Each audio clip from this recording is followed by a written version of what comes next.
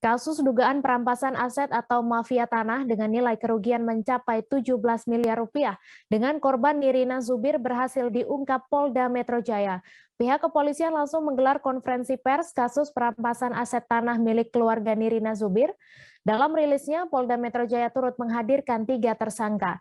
Ketiga tersangka yang dihadirkan dalam konferensi pers itu ialah Riri Hasmita, selaku asisten rumah tangga almarhum Ibu Nirina, Endrianto yang merupakan suami Riri, dan Faridah yang sudah ditahan polisi.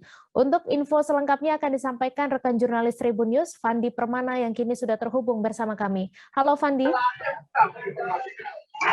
Halo Mei, selamat sore Tribuners. Selamat sore. Silakan dengan informasi Anda, apa peran 3 tersangka ini dalam kasus pengambil alihan aset atau mafia tanah milik keluarga Nirina Zubir?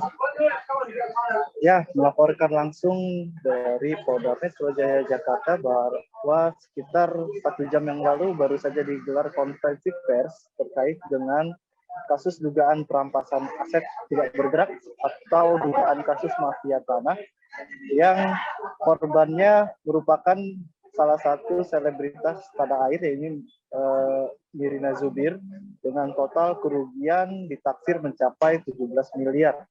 Pengungkapan kasus ini merupakan salah satu kasus yang cukup menghebohkan publik, di mana praktik mafia tanah masih banyak terjadi di Indonesia. Dalam kasus ini memang Nirina Zubir mengaku bahwa aset itu berpindah yang tadinya dipegang oleh ibunya yang bernama Indria Martini yang diketahui sudah meninggal sekitar 1 tahun yang lalu akibat sakit, ternyata pernah menyerahkan surat atau sertifikat hak milik dari kepemilikan 6 aset tidak bergerak atau tanah terhadap mantan asisten rumah tangga Nirina Zubir yang bernama Riri. Diketahui bahwa Riri sempat mengelakui keluarga Nirina dengan memberitahukan kepada keluarga Nirina bahwa surat itu telah hilang. Namun nyatanya setelah dicek BPN, ternyata surat tersebut telah berpindah alih atau sudah dibalik nama menjadi milik orang lain. Nirina pun langsung melaporkan hal tersebut ke Polda Metro Jaya pada Juni 2021 lalu, hingga dilakukan pengecekan ulang oleh Badan Pertanahan Nasional atau BPN Kanwil DKI Jakarta dan juga BPN Jakarta Barat. Dan hasilnya ditemukan bahwa aset itu telah dijual dan juga berpindah tangan, bahkan aset tersebut diagunkan untuk mengajukan kredit ke beberapa bank dengan nilai kredit mencapai miliaran rupiah. Kemudian sejak kapan dugaan mafia tanah ini diketahui oleh Nirina Zubir? Ya, Nirina Zubir sebelumnya sudah menggelar konferensi pers pada hari Rabu kemarin tanggal 17 November bahwa kecurigaan ini muncul setelah mantan asisten rumah tangganya itu sudah tidak bekerja lagi di kediaman orang tua Nirina. Memang asisten rumah tangga tersebut dipekerjakan oleh Nirina untuk mendampingi ibunya yang saat itu masih sedang sakit. Namun setelah itu, ketika Nirina ingin mengurus surat atau dokumen-dokumen dari kepemilikan tanah milik ibunya yang rencananya akan diurus oleh para ahli waris, ternyata surat tersebut sudah tidak dipegang oleh almarhum ibunya, dan ketika Nirina berinisiatif untuk mengecek langsung ke Badan Pertanahan Nasional, dan di situ diketahui bahwa sertifikat hak milik maupun surat-surat dari aset hak bergerak itu ternyata telah berpindah tangan, dan kemudian dilakukan penelusuran hingga dibuatkan laporan polisi pada bulan Juni 2021 lalu.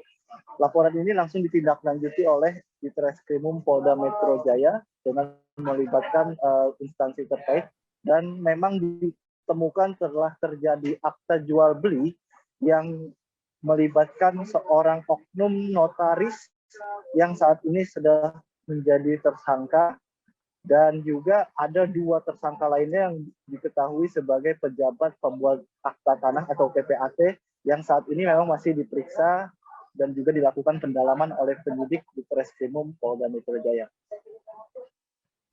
Kemudian apa langkah polisi selanjutnya untuk mengungkap kasus mafia tanah ini?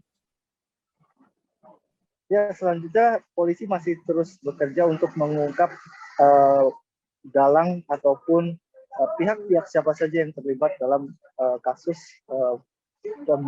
penyitaan atau kasus mafia tanah ini, karena memang kelima tersangka ini merupakan salah satunya adalah orang terdekat dari Nirina, dan juga polisi membagi pengungkapan kasus ini menjadi 2 klaster, di mana klaster pertama itu adalah klaster pelaku, yaitu dengan saudara Riri yang merupakan mantan asisten rumah tangga Nirina dan juga suaminya. Kemudian juga klaster notaris, di mana notaris ini ternyata diketahui membuat akta jual beli palsu untuk meloloskan proses peralihan kepemilikan tanah dari almarhum Ibu Nirina Zubir, Sut Indria Martini, untuk dimanfaatkan dan juga telah berpindah aset ke dalam beberapa aset lainnya, seperti aset itu dijual untuk membuat sebuah tempat usaha makanan beku atau frozen food di kampung halaman para tersangka ini. Kemudian juga polisi menjerat para tersangka ini dengan pasal 263 KUHP dan pasal 264 KUHP, Junto 266 KUHP tentang pencegahan dan pemberantasan tindak pidana pencucian uang. Dan juga tadi dihadirkan juga dari pihak Badan Pertanahan Nasional bahwa BPN selanjutnya juga akan mendalami lagi proses keterlibatan para tersangka ini agar tidak terjadi kasus perampasan aset atau mafia tanah ini terjadi di kemudian hari.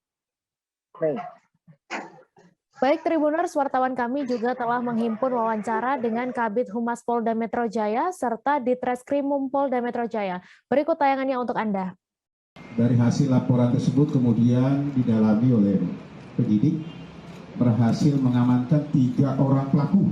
3 orang pelaku yang kita amankan ini, ada 2 orang ini adalah suami istri yang merupakan mantan asisten rumah tangga daripada si korban atau almarhum. Kemudian 1 lagi tersangka adalah